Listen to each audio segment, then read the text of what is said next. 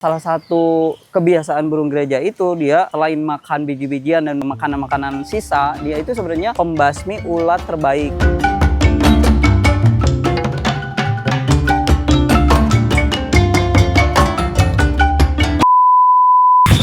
Oke, assalamualaikum guys. Ini sekarang nih pohon pulai ini udah mulai bener-bener rimbun banget, udah mulai hijau, udah penuh juga. Tapi ada sedikit kendalanya begini ya. Jadi buat jalan kita ke pendopo jadi agak sedikit ngalangin.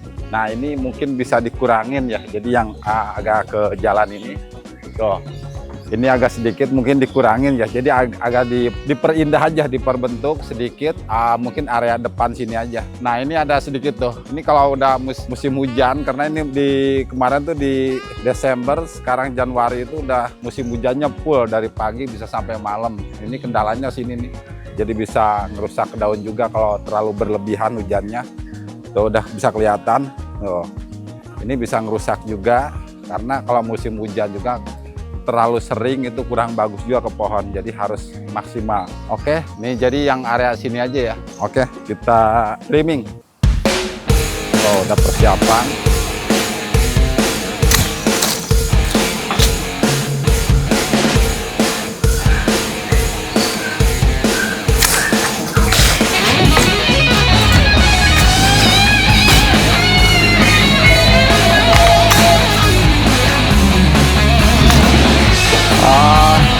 Ini pohon ini ya udah cukup lumayan, mungkin belum sampai setahun, tapi dia lebih cepat karena kalau pohon pulai itu pertumbuhannya kalau udah akarnya udah jalan, mungkin bisa lebih cepat juga. Ini tuh mulai perantingannya udah gede. Ini contohnya ya, ini baru perkiraan 6 bulan 7 bulan. Tapi tetap kita namanya pohon, mungkin kalau di alam sama di depan lingkungan rumah itu kita mesti di trimming, diperbentuk atau diperindah.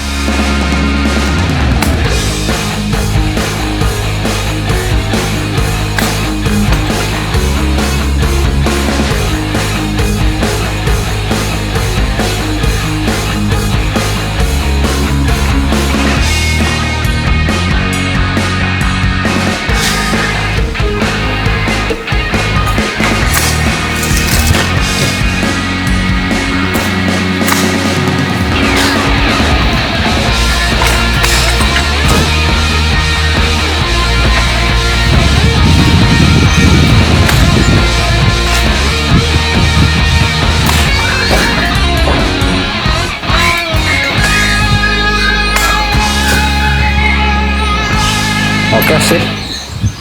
Tuh jadi pasti mungkin dari jalan bisa dari sini ya. Jadi orang naik ke pendopo. Jadi mungkin lebih ke kalau kita ngelihat pohon yang besar itu dari karakter batang pohon sampai ke atasnya itu pembentukannya harus seimbang dan perantingan juga harus pas juga pas pemotongannya. Jadi ini pas ini ya.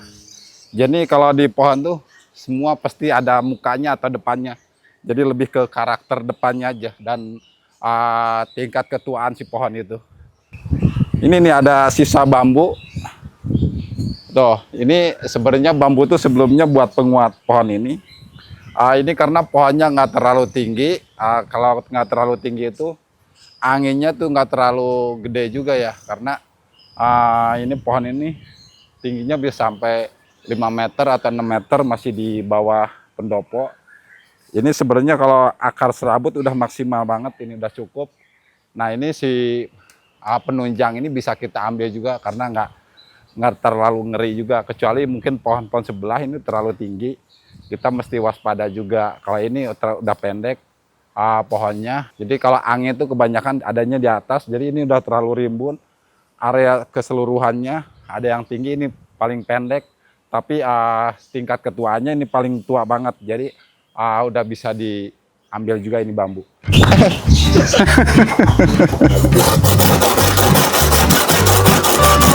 Maaf ya, keganggu.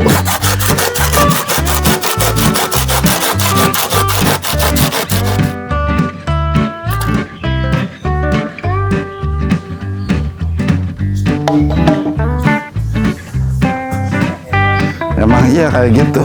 Kalau diambil susah. Cuma kalau di ini gampang. Oke, jadi kita selanjutnya di Asrama Putri ya. Asrama Putri itu udah cukup lama juga, tapi kita belum ada peranting-perantingannya yang kita yang harus dipotong, terus ada yang dibiarkan supaya hidup. Jadi pembentukannya biar bagus juga. Let's go.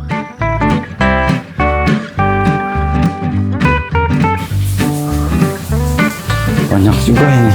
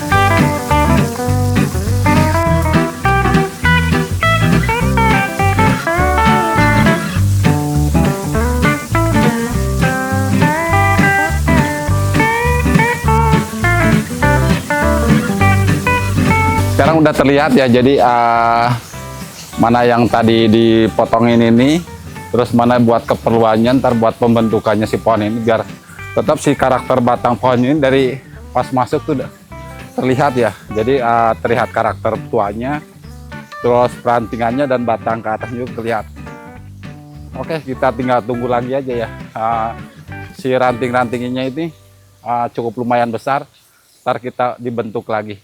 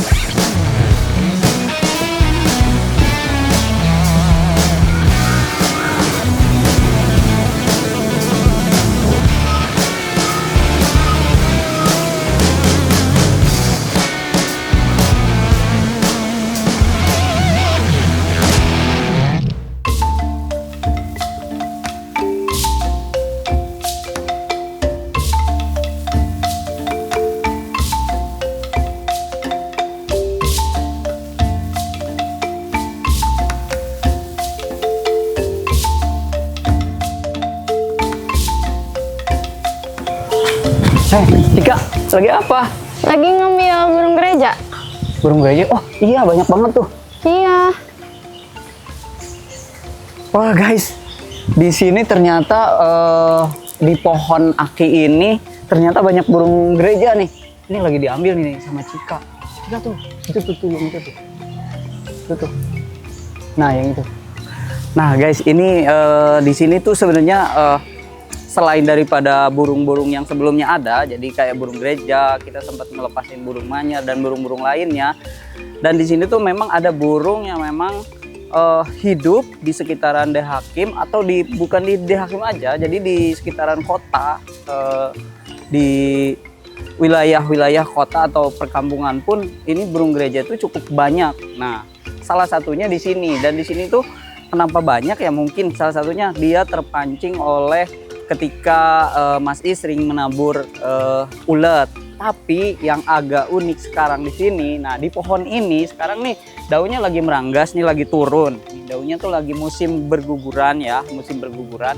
Dan ternyata kayak di daun-daun yang masih tersisa itu ada semacam gulungan yang ada kemungkinan sih banyak uletnya di situ. Karena si gereja ini kan dia sering makan ulet. Nah, salah satu kebiasaan burung gereja itu dia selain makan biji-bijian dan makanan-makanan sisa, dia itu sebenarnya pembasmi ulat terbaik gitu. Selain daripada burung ciblek, burung perenjak, dan burung-burung lainnya, itu burung gereja itu salah satu burung pembasmi ulat. Nah gitu. Cika udah dapat gambarnya nggak? Udah. Nih kayak gini. Oh iya. Nah yang itu, nah yang ini nih burung gereja yang ini nih. Nah burung gereja yang ini kan Cika nih banyak nih ngambil gambarnya, coba lihat lagi yang lain. Nah kayak yang itu. Nah itu kayaknya dia lagi ngambilin ulet ya. Ulet, iya. Ada yang biasa beraktivitas biasa, ada yang ngambilin ulet juga ya kayaknya. Iya. Oke, bagus banget. Terus ambilin lagi tuh yang itu, yang di sebelah sana. Nah guys, sebenarnya ini salah satu informasi atau yang saya ketahui. Jadi ketika burung gereja atau burung-burung lainnya berkumpul di suatu tempat atau di suatu pohon, itu adalah salah satu fenomena yang memang udah biasa sama burung-burung pemakan ulat. Jadi ketika misal di salah satu pohon itu banyak makanan atau di salah satu tempat banyak makanan, burung itu akan berkumpul di suatu tempat tersebut dan dia akan mencari lagi di sekitaran tersebut yang ada makanannya ya. Salah satunya kalau yang ada di pohon mungkin ulet ya, karena sebenarnya si gereja-gereja di sini tuh cukup membantu juga untuk membersihkan sisa-sisa makanan yang ada di sini, sisa makanan merak, sisa makanan unggas, itu biasa dimakan sama gereja. Dan ternyata dia juga sekarang baru saya tahu ternyata dia juga mau makan ulet-ulet yang ada di sini. Jadi itulah fungsinya dari burung gereja. Kenapa sih dinamain burung gereja, Kang Pio? Oh, ini sebenarnya kenapa disebut burung gereja? Saya aja belum tahu secara apa tuh sejarahnya kenapa disebut burung gereja. Yang jelas mungkin di zaman dulunya burung ini sebenarnya dia itu salah satu burung migrasi yang dibawa oleh kolonial ke sini, mungkin juga untuk membasmi ulat supaya ini Gak ada hama. ya hama-hama yang ada di Indonesia. Nah, kebetulan burung gereja kebiasaannya mereka itu bersarangnya di rumah-rumah dan ternyata zaman dulu mungkin dia bersarang di gereja. Akhirnya disebut burung gereja. Nah, jadi nama asli burung gereja itu sebenarnya bukan burung gereja, itu nama sebutan aja untuk orang Indonesia, dan orang Indonesia nyebutnya memang burung gereja. Semuanya ada yang orang Sunda nyebutnya golejra gitu kan, golejra. Nah, kalau bahasa Indonesianya mereka menyebutnya burung gereja, padahal bukan burung gereja. Aslinya itu sparrow, dan jenis sparrow itu sangat banyak di seluruh dunia. Yang termasuk ada di Indonesia ya ini gereja, yang ini burung gereja. Burung gereja sama nggak sih sama burung pipit, Kang Pio? Oh, burung pipit. Oke, beda. Nah, burung pipit itu adalah burung jenis finch. Nah, kalau gereja itu jenisnya sparrow itu tadi, jenis sparrow. Jadi dia itu burung pipit, pemakan biji-bijian, padi, bunga rumput dan lain-lain. Dia juga sebenarnya makan serangga, tapi tidak terlalu spesifik dia memakan serangga. Tapi dia lebih banyak memakan biji-bijian. Tapi burung gereja dia selain memakan biji-bijian, dia bisa mengalihkan makanannya ke makanan yang lain, kayak sisa-sisa makanan, terus biji-bijian. Terutama dia juga bisa membasmi ulat. Jadi burung gereja sama burung pipit itu berbeda. Walaupun hampir sama bentuk ininya, paruhnya. Ya intinya mereka memiliki famili yang berbeda dan genus yang berbeda. Nah, sekarang kan di atas ini ada banyak kupu-kupu, Kang Pio. Banyaknya kupu-kupu ini tuh karena banyak ulat atau gimana sih? Nah, benar. Jadi kupu-kupu itu memang dihasilkan dari ulat tersebut, tapi ulat-ulat tertentu. Jadi sebenarnya seandainya tidak ada burung gereja atau burung-burung yang ada di sekitaran kita, ini akan banyak sekali ulat dan akan banyak sekali kupu-kupu.